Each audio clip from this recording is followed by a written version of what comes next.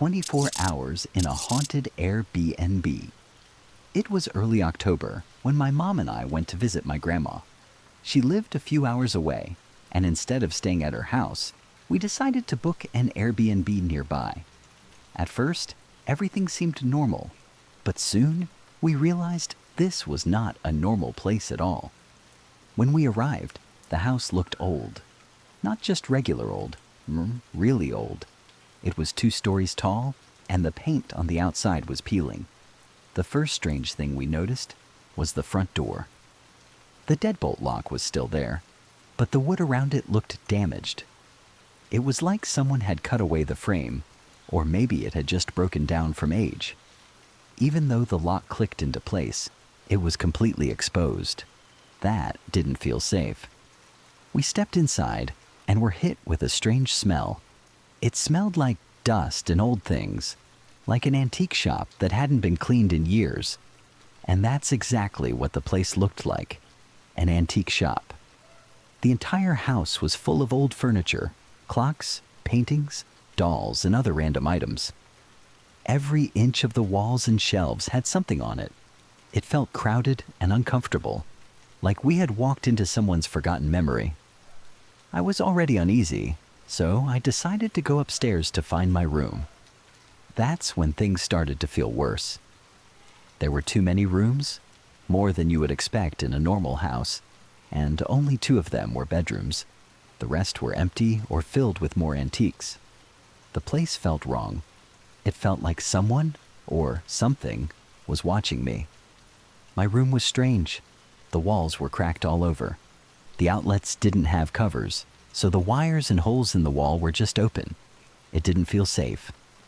My mom's room wasn't much better. It didn't even have a door to close it off from the upstairs sitting room. Her outlets were also exposed, but we had already paid, and we didn't want to waste the night trying to find a new place. So, we stayed. We started to notice more weird things as we looked around. The dishwasher had a handwritten note taped to it. It said, "Do not use."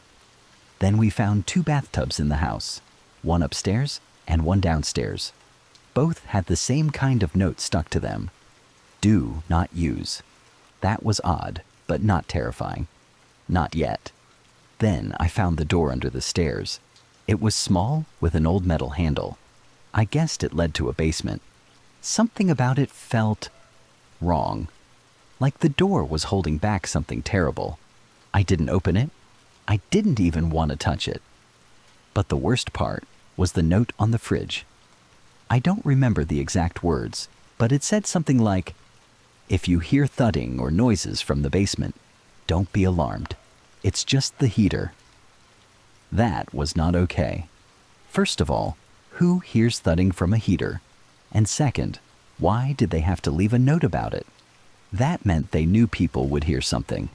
That meant it had happened before. That meant it would happen again. I was scared. I wanted to leave, but we stayed. Like fools, we stayed. That night, I slept with the light on. I didn't hear anything from the basement, but the whole house made noises, creaks, groans, soft tapping from the walls. It was hard to tell what was real and what was my imagination. In the morning, my mom looked terrible. She said her mattress was hard as a rock, and she didn't sleep at all. She had already booked us a different Airbnb. We packed our bags quickly and left as fast as we could. We thought that was the end of it, but it wasn't. That evening, we had to go back. My mom had forgotten most of her toiletries, shampoo, makeup, toothbrush, all of it. We didn't want to return, but we had no choice. When we pulled up in front of the house, a man was standing on the corner. He was close to the house, just standing there with his head down. At first, we thought he was waiting to cross the street, but he didn't move. Not once. He just stood there, head down, facing us. My mom went inside quickly to grab her things. My grandma and I stayed in the car. I couldn't take my eyes off the man. He didn't look up, didn't take a step. He just stood still like a statue, watching, waiting. My chest felt tight. I locked the car doors. Finally, my mom came running out, got in the car, and we drove away. But when we passed the house again later that night, after dinner, he was still there, still standing, still watching. That should have been the end. But a few days ago, weeks after the trip, my mom told me something she had kept secret. She said that when we first walked into the house, there was a huge room to the left. I never went into that room. It was the biggest one in the house, filled with more antiques. She had walked in there just for a minute, but something had stopped her. On the wall, right next to the door, was a portrait. It was old, like everything else, but the eyes of the person in the portrait were blacked out. Not scratched, not faded, blacked out, like someone had painted over them. She said she felt cold all over when she saw it, like something dark had passed through her. That's when she knew. We had made a mistake staying there. We still don't know what was wrong with that house. Maybe it really was just old. Maybe the sounds were the heater. Maybe the man outside was just a stranger. But maybe not. Maybe something else lived in that house. Something that watched from behind blacked out eyes. Something that moved in the basement. Something that never left, even after we did. We spent 24 hours in that house. We won't ever go back. 24. Hours in a haunted Airbnb. I arrived at the Airbnb in the late afternoon. It was July 30th, and I was excited. I had been looking forward to this vacation for a long time. The house looked nice in the pictures online, clean, quiet, and in a peaceful neighborhood. When I got there, everything looked just like the photos. The room was tidy, the bed made, and the air smelled fresh. It was very quiet. Too quiet. At first, I liked it. No cars, no people, no barking dogs, not even birds. I thought that was a little strange, but I was happy to have peace and rest. I brought in my bags and looked around. The room had soft light, a ceiling fan, and simple furniture. Everything seemed normal, but the silence felt strange. It wasn't peaceful anymore. It felt like something was missing, the kind of silence that makes your ears ring. I told myself I was being silly. I had been tired from the trip, and my brain was just overthinking. I unpacked my things, sat on the bed, and tried to relax. As the sun went down, I made a small dinner and watched something on my phone. It started getting dark, and I turned on the fan light. That's when the weird stuff started. The light began to dim, slowly. Then it brightened again. It happened again and again, like someone was playing with the switch. I looked around the room. I was alone. I thought maybe it was a wiring problem. I shrugged it off. But the room started to feel heavy, like the air was thicker, harder to breathe. I lay in bed and tried to sleep. At first, I just lay there with my eyes closed, but something didn't feel right. I turned from one side to the other, but I couldn't get comfortable. It felt like something was in the room with me, watching, waiting. I opened my eyes and looked around. Nothing, just shadows. Then I felt it. The bed moved. Not a big movement, just a little dip, like someone had sat down next to me. My heart stopped. I was frozen in place. I told myself it was my imagination, maybe just the mattress shifting. But then I felt pressure, like weight. Something was settling next to me. I couldn't see anything, but I knew something was there. My skin was cold. I pulled the blanket tighter and tried to pretend it wasn't happening. But then the sheet moved. Not from the fan. It was pulled. From the bottom. Slowly. I grabbed it, trying to hold it, but it kept slipping away like invisible hands were pulling it down. I sat up in panic.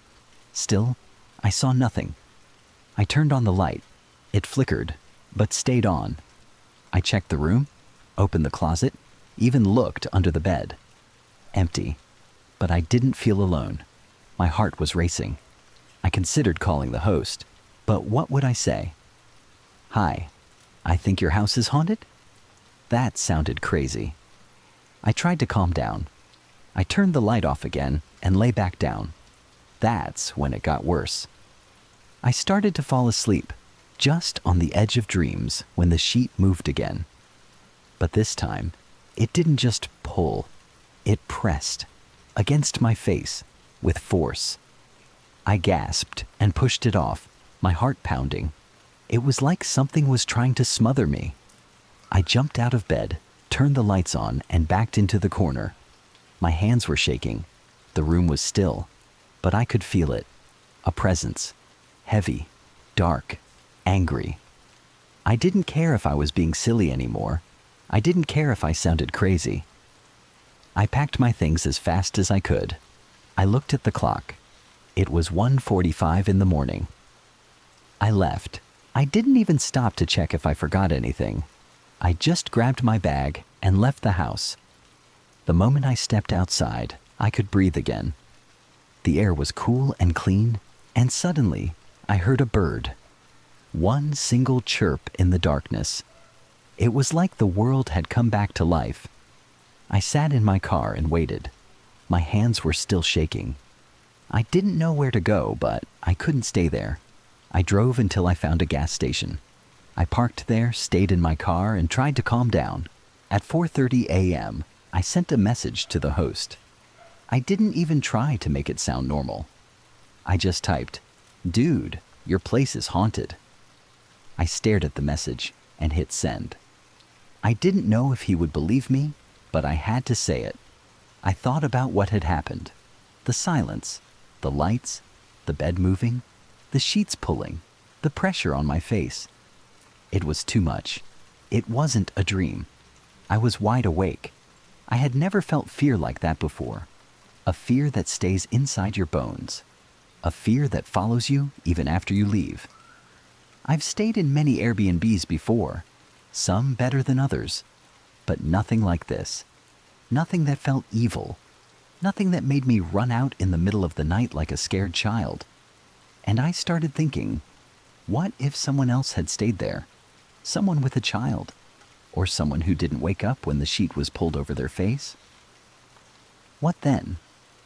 Airbnb needs to add a new rule? A haunting clause? People should be warned. Just like they are warned about pets, cameras, or mold. I didn't choose to rent a haunted room. I just wanted a place to sleep, a place to rest during my vacation. But what I got was a night I'll never forget. I don't know what's in that room. A spirit? A ghost? Something darker?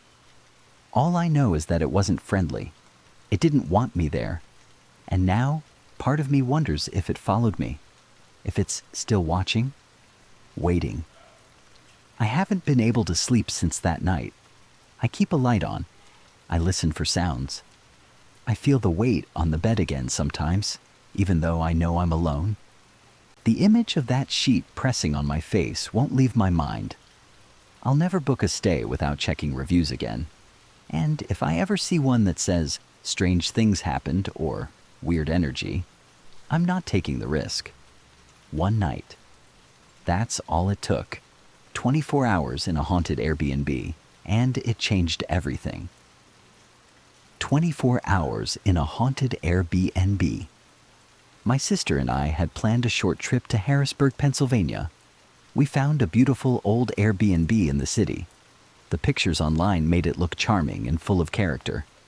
The building was very old, probably over 100 years, with tall windows, wooden floors, and creaky stairs. It was a 3-story house, and we would be staying on the second floor. When we arrived, the street was quiet. The sun had started to set, and the sky was a soft orange color. The house looked exactly like the photos, maybe even better. But the moment I stepped inside, something didn't feel right. The air felt heavy, like I had to try harder just to breathe. It wasn't hot or humid, it just felt like something was pushing down on me. I kept quiet. I didn't want to scare my sister or make her feel uncomfortable. We walked through the place. The wooden floors made soft creaks under our feet. The house smelled a little like old books and dust, but that was normal for old homes. Still, there was something else in the air, something that made the hair on my arms stand up. We brought our bags upstairs and picked a bedroom on the second floor. It was simple but clean. A queen bed, 2 lamps, a dresser. Across the hall, the staircase led up to the 3rd floor. There was no door at the top, so we could see straight to the top step. I told myself it was nothing, just an old house with strange energy. Later that evening, we got ready for bed. I was brushing my teeth when my sister looked at me in the mirror and said quietly, "Do you feel weird in this place?" I paused. I hadn't said anything until now, but hearing her ask that made my stomach drop. She felt it too. "Yeah," I said. "I didn't want to scare you. I feel like something's watching us," she whispered. We decided to sleep in the same room. We left both lamps on. The soft yellow light filled the space, but it didn't make us feel any safer. In fact, it made the shadows on the walls even more noticeable. We lay in bed, trying to stay calm, but every little noise made us jump. The house was full of sounds, soft thumps, whispers, and the sound of something moving on the floor above us. Then we heard the stairs. Creak, creak, creak. We both sat up and looked toward the open doorway. The staircase leading to the 3rd floor was directly across from us. At the top of the stairs, we saw it, a dark shape moving back and forth. It wasn't solid, more like a shadow. But it wasn't our shadow, and it wasn't the light playing tricks. It was moving. Creak, creak. The stairs made noise, as if someone was slowly walking down. I held my sister's hand. We didn't move, didn't speak, just watched in silence. The creaking stopped. Then we heard whispering. It wasn't clear, just low, quick voices, like a group of people speaking all at once in another room. It came from upstairs, then from downstairs, then from the hallway. Whispers all around us. My sister was shaking. I was frozen. I wanted to believe it was just the old house making sounds, but no house whispers like that. No shadow moves like that. We locked the bedroom door and stayed awake all night. We kept the lights on. Every time we started to feel sleepy, another noise would start. Something tapping at the window, footsteps above us, or a loud knock on the wall behind the bed. At one point, I looked toward the door and thought I saw a face peeking in through the crack beneath it. Just a shadow, but shaped like a person, with hollow eyes and a wide, long grin. I blinked and it was gone. We didn't even try to sleep after that. At 5 a.m., just as the sun began to rise, the sound stopped. No more creaks, no whispers, no shadows. It was quiet. We packed our things as fast as we could. We didn't shower or eat breakfast. We just left. I sent a message to the host explaining that we couldn't stay another night. I didn't give too many details. I just said we felt uncomfortable and wanted to leave early. Surprisingly, the host responded right away. "I understand," the message said. "You'll be refunded for the rest of your stay. No cleaning fee." That was it. It felt strange, almost like the host knew. As we drove away, my sister looked back at the house. "Do you think that place was haunted?" I didn't answer. I didn't want to talk about it. Not yet. Later, we found out that the neighborhood was very old, with homes built in the 1800s. Some houses had been used as hospitals during the Civil War. Some were even rumored to be built on land that had once been used as burial grounds. We never stayed in another Airbnb without checking the reviews very carefully first. And we never went back to Harrisburg. Even now, years later, I still remember that one night. I still remember the whispers, the shadows at the stairs, and that feeling, like someone was standing right behind us, watching, waiting. We only stayed one night in that house, but it was more than enough. Something was in that place, and it didn't want to be alone. If you like the video, Please give it a like, leave a comment, and don't forget to subscribe to the channel. Also hit the bell icon so you never miss an update.